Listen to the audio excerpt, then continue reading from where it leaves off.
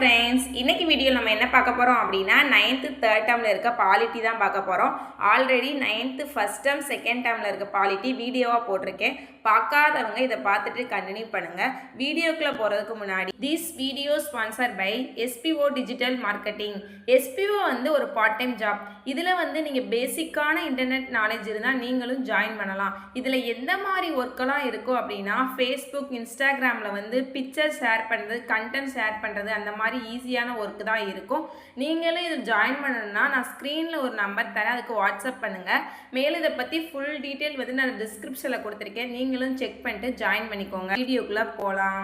Skip பண்ணாதீங்க. பெரிய தப்பு தினம் 300 ரூபாய் சம்பாதிக்க அரிய வாய்ப்பு. இன்ஸ்டாகிராம், ஃபேஸ்புக் பயன்படுத்த தெரிந்தால் போதும் content post and content publishing மூலமா தினம் 300 ரூபாய் சம்பாதிக்கலாம். இந்த வேலை செய்ய 5 நிமிடம் போதும். Work training support, group communication support, all language customer live chat support, முக்கியமா சொந்தமா ஒரு பிசினஸ் ஸ்டார்ட் பண்ற அளவுக்கு உங்களால கற்றுக்கொள்ளவும் முடியும், சம்பாதிக்கவும் முடியும். இந்த வேலை வாய்ப்பு வழங்குவது 5 வருடத்திற்கு மேல ரன் ஆகிட்டு இருக்க நம்ம தமிழ்நாட்டு company school of business organisation private limited. மேலும் விவரங்களுக்கு டிஸ்கிரிப்ஷன்ல கொடுத்திருக்க நம்பருக்கு வாட்ஸ்அப் பண்ணுங்க. இப்போ இந்த லெசனில் அரசாங்கத்தின் வகையில் முக்கியமான பாயிண்ட்ஸ் மட்டும் சொல்கிறேன். அதை மட்டும் நீங்கள் பார்த்தாவே குரூப் 4க்கு போதும். இப்போ ஒற்றையாட்சி என்பது என்ன அப்படின்னா ஒரு அரசு ஒரே நிறுவனமாக இருந்து ஆட்சி செய்வதான் ஒற்றையாட்சின்னு சொல்கிறாங்க. சில இதில் வேர்ட்ஸ் கொடுத்துருக்காங்க. இப்போ பாருங்கள், அரசு என்னும் பதம் பழைய பிரெஞ்சு வார்த்தையான கவர்னர் என்பதிலிருந்து இயக்கு, ஆட்சி செய், வழிநடத்த, ஆள் என்று பொருள் தரும் லத்தீன் வார்த்தையான குபர்னர் என்பதிலிருந்து பெறப்பட்டது. இது கொஸ்டின் எப்படி கேட்பாங்க அப்படின்னா கவர்னர்னா என்ன வார்த்தை, குபர்னர்னா என்ன வார்த்தைன்னு கேட்பாங்க. கவர்னர்னா பிரெஞ்சு வார்த்தை, குபர்னர்னா லத்தீன் வார்த்தை. அதை மட்டும் நல்லா ஞாபகம் வச்சுக்கோங்க.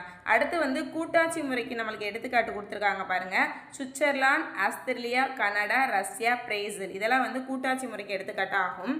அதுக்கடுத்து கூட்டாட்சி முறையில் தேசிய அரசை மைய அரசு அல்லது மத்திய அரசுன்னு சொல்லுவாங்க. பிராந்திய அரசை மாநில அரசு அல்லது மாகாண அரசுன்னு சொல்கிறாங்க. ஓகேவா?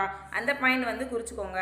நான் சொல்கிறத மட்டும் பாருங்கள். நீங்கள் புதுசாக இப்போ தான் டிஎன்பிசிக்கு படிக்கிறதுனால இது உங்களுக்கு யூஸ்ஃபுல்லாக இருக்கும். ஓகேவா?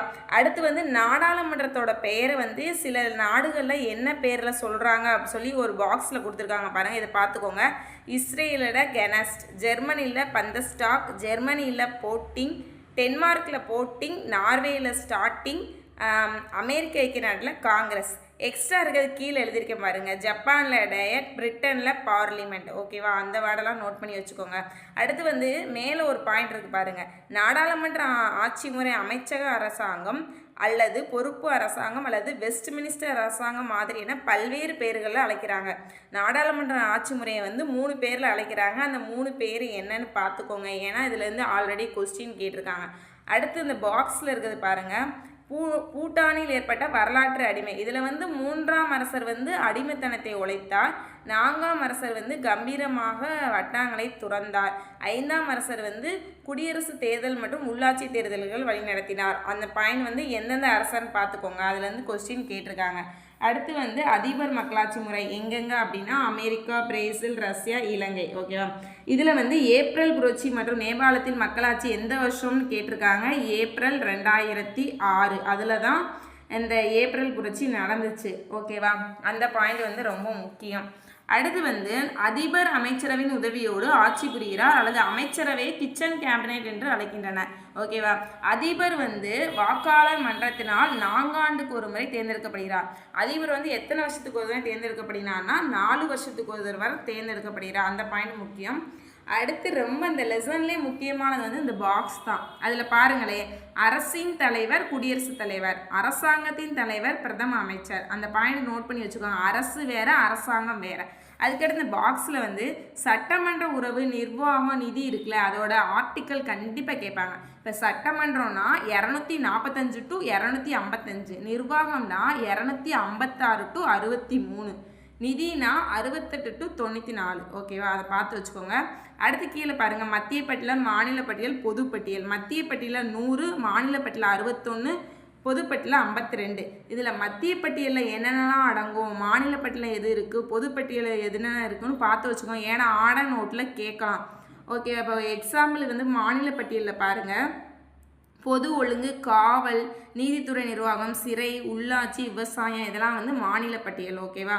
இப்போ பொதுப்பட்டியல்லாம் பார்த்தா அந்த செய்தித்தாள், புத்தகம், அச்சகம், மக்கள் தொகை கட்டுப்பாடு இதெல்லாம் பொதுப்பட்டியல். ஓகேவா? அவ்வளோதான் ஃப்ரெண்ட்ஸ், இந்த லெசன் முடிஞ்சு.